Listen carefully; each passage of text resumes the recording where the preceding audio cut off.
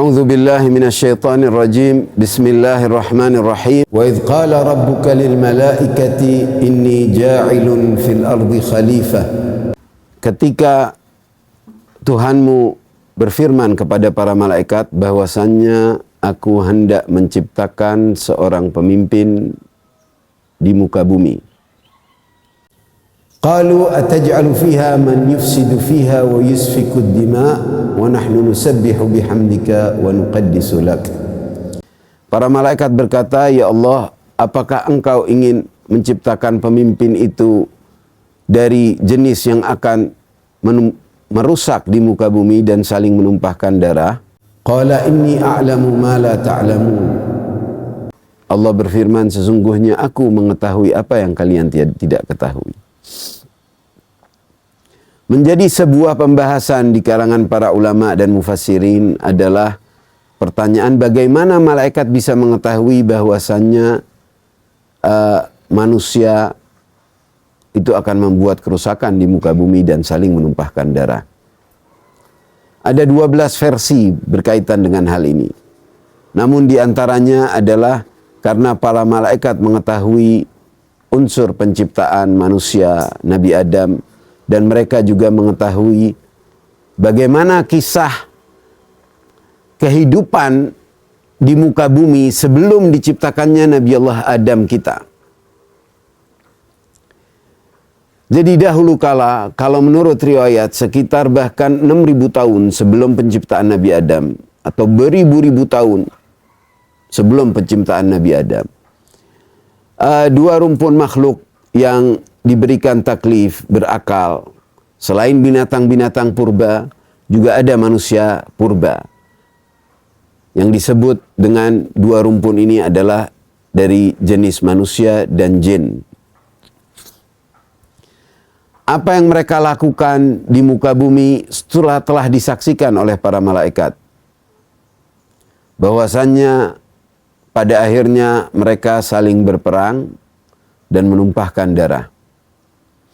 Sehingga diutuslah kelompok malaikat untuk turun dan dipimpin dengan sosok yang bernama Azazil, karena dia yang mengetahui seluk-beluk bumi, untuk menghukum jin-jin yang jahat, memenjarakan mereka di dalam gunung-gunung, dan juga membasmi nisnas yang telah ingkar terhadap keberadaan Tuhan, dan juga saling menumpahkan darah. Tanya Nabi Adam, turunlah firman dari Allah, hai Adam, angkatlah kepalamu, tengoklah ke langit. Nabi Adam menengadahkan kepala ke langit. Terbukalah hujuban nur. Tirai-tirai cahaya terbuka.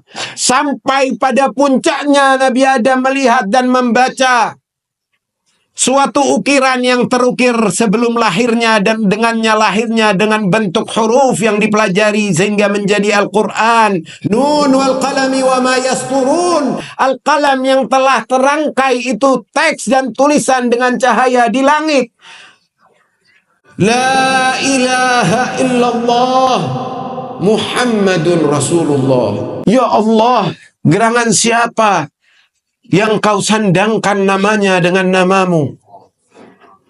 Lalu disinilah seperti surat Al-Baqarah yang saya bacakan tadi. Wa 'allama Adam al-asma'a kullaha. Di sini Nabi Adam mendapatkan ilmu itu dan diajarkan. Wahai Adam, ketahuilah kalau bukan karenanya aku tak akan ciptakan semua dan tak akan aku muliakan engkau dan siapapun. Kalau bukan karenanya tak akan hadir alam makhluk. Dia adalah Ahmad, yang dikenal di langit dengan Ahmad dan di bumi dengan Muhammad. Dia adalah Muhammad yang akan lahir dari engkau. Dia adalah yang pertama ku cipta, tapi yang terakhir ku utus. menanti akal manusia bisa sampai menerima kebenaran dan wahyu yang terlengkap, yaitu Al-Quran. Menanti wawasan umat manusia untuk faham dan jumlah telah mencukupi. Menanti perjalanan kebudayaan dan sejarah berjalan dengan hadirnya banyak para nabi untuk menerima yang paling agung, sehingga akal dan wawasan dan bahasa sudah sempurna agar kitab itu bisa diturunkan dan manusia bisa memahami kepada Nabiyyin mahbub alladhi anzala an-nura ala tur fi raqqin mansyur biqadarin maqdur ala nabiyyin mahbub. Nabi Adam memahami ini dan mempelajari seluruh nama para nabi dari keturunannya dan yang menjadi aulia al-anbiya wal a'immatus siddiqin dikenali oleh Nabi Adam. Disinilah wa'allama Adam al-asma. Lalu malaikat bertanya-tanya, ambihum bi asma'ihim. Jelaskan, ajari itu para malaikat apa yang engkau telah pelajari. Nabi Adam ini alam, tapi begitu kepala malaikat secara singkat dengan bahasa naba. Gerangan apa wahai Adam? Apa? Para malaikat nih seakan bertanya-tanya kepada Nabi Adam, wahai Adam, apa rahasianya? Mengapa kita semua disuruh sujud? Mengapa engkau diagungkan? Bagaimana dengan ciptaan yang sebegitu indah tercipta bersamamu dan engkau akan menghuninya? Ada apa dengan ini semua? Apa rahasianya wahai Adam? Fa'amba'ahum bi asma'ihim. Nabi Adam pun mengajarkan para malaikat. Hai para malaikat, tahukah kau cahaya yang ada di langit, yang selama ini kamu melihatnya dan belajar dari? Iya, kata para malaikat, dia adalah guru kami. Darinya kami tercipta. Dari percikan cahayanya hadir kami dalam wujud, kata malaikat. Dia adalah ayah kami dalam cahaya. Tahukah engkau, cahaya itu adalah manusia. Dia akan lahir dari keturunanku dan akan menjadi nabi terakhir yang diutus, dan namanya adalah Muhammad. Setelah Nabi Allah Adam mengungkap rahasia di balik ketentuan perihal kepemimpinan yang ada di antara seluruh makhluk, namun kini para malaikat menyadari bahwasannya ternyata dari golongan manusia itu yang menjadi pemimpin bukanlah hanya yang menumpahkan darah, bukanlah yang merusak, melainkan wujud yang mana telah tercipta dari semenjak cahaya pertama. Setelah mereka memahami hal itu, dan Nabi Adam menjelaskan kepada mereka satu persatu, dari mulai dirinya hingga Nabi Allah Isa ibn Maryam, dan Muhammad sebagai sang utusan terakhir yang dari awal masa cahayanya telah tercipta sebagai rahmatan lil alamin. Disitulah para malaikat telah memahami dan mereka pun mengatakan, qalu subhanaka la ilma lana illa ma 'allamtana. Ya Allah, maha suci Engkau, tiada pengetahuan, tiada ilmu bagi kami kecuali apa yang Engkau ajarkan. Innaka antal alimul hakim. Sesungguhnya Engkau adalah yang maha mengetahui, lagi maha bijaksana.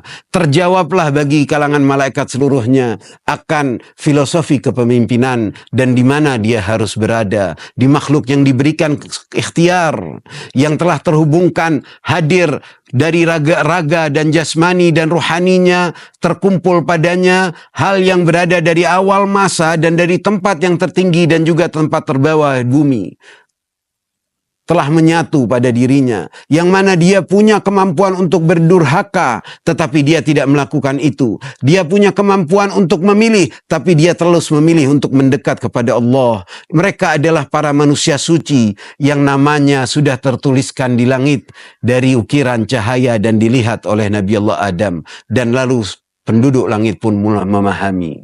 Itulah hikmah diantaranya proses penciptaan alam semesta dan ketentuan akan pemimpinannya adalah suatu subjek yang sebenarnya sudah tuntas dari awal masa.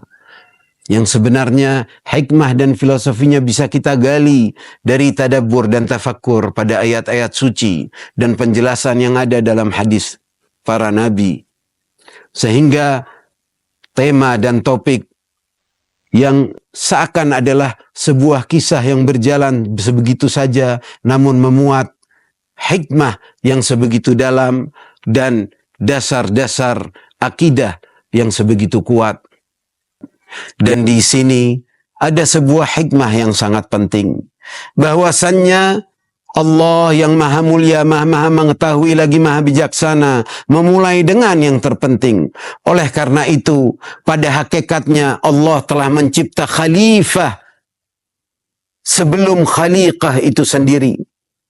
Yang mana pemimpin yang ada di alam jagat raya ini sebagai poros utama penghubung antara Allah sang pencipta dan ciptaannya yang harus suci sesucinya, yang menjadi wadah ayat dan firman sucinya untuk sepanjang masa, yang membawa rahmat dan kasih sayangnya, yang mewujudkan dan membumikan sifat-sifat rahmaniyahnya, itu telah tercipta. Karena itu perbedaannya hanyalah satu titik antara khalifah dan khaliqah. Ada fa dan ada qaf. Dan di situ ada inti filosofi dalam dunia cipta. Dan malaikat pun telah memahaminya setelah dijelaskan oleh Nabi Allah Adam. Kini bagaimana selanjutnya? Ketika Adam berada di surga dan apa kehadiran musuh yang dari semenjak masa itu tidak mau bersujud kepadanya. Apa yang terjadi pada Azazil? Akan kita ikuti dan telusuri perjalanannya di ayat dan kisah sesi berikutnya insyaallah ta'ala. Wassalamualaikum warahmatullahi wabarakatuh.